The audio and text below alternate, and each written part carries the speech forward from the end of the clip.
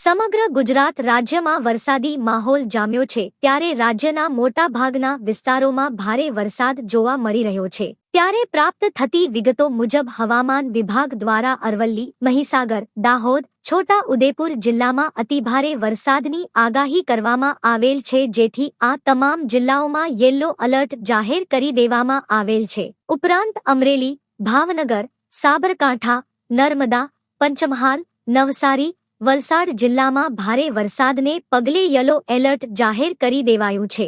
આગામી 27 થી 29 જૂન દરમિયાન કચ્છ, મોરબી, દેવભૂમિ દ્વારકા, જામનગર, પાટણ, બનાસકાંઠા, સાબરકાંઠા, મહેસાણા, અમરેલી, ભાવનગર, અરવલ્લી, મહીસાગર, દાહોદ, નવસારી, વલસાડ, ગાંધીનગર, પંચમહાલ સહિતના તમામ જિલ્લાઓમાં અતિભારે વરસાદની આગાહી કરવામાં આવેલ છે।